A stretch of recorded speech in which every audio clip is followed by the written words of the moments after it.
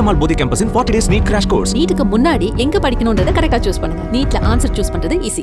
நெல்லை மேலப்பாளையத்தில் மனைவிக்கு வீட்டிலேயே கணவன் பிரசவம் பார்த்ததில் ஆண் குழந்தை இறந்தே பிறந்ததாக கூறப்படுகிறது.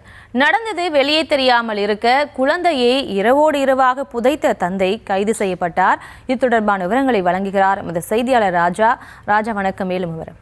வணக்கம். திருநெல்வேலி மாவட்டம் மேலப்பாளையம் தெற்கு தைக்கா தெருவைச் சேர்ந்த நசீன் ஹுசேன். இவர் 35 வயதாகிறது.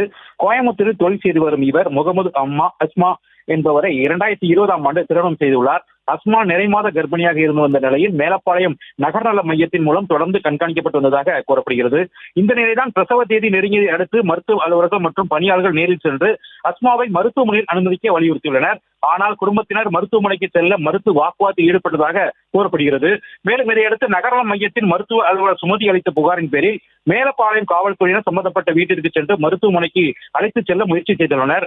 அப்போதும் அவர்கள் செல்ல மறுத்துள்ளனர். இந்த நிலையில் அஸ்மாவுக்கு திடீரென பிரசவ வலி ஏற்பட்டதை அடுத்து மருத்துவமனைக்கு அழைத்து செல்லாமல் நசீன் ஹுசேன் வீட்டிலேயே இயற்கை முறையில் பிரசவம் பார்த்துள்ளார். அப்போது ஆண் குழந்தை இறந்த நிலையில் பிறந்ததாக கூறப்படுகிறது.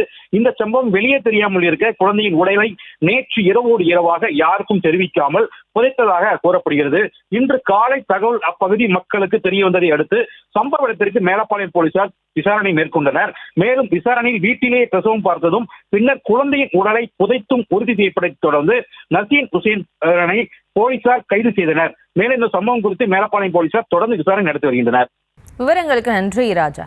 வேலம்மாள் போதி கேம்பஸின் 40 days NEET crash course. நீட்டுக்கு முன்னாடி எங்க படிக்கணும்ன்றதை கரெக்டா சூஸ் பண்ணுங்க. நீட்ல ஆன்சர் சூஸ் பண்றது ஈஸி.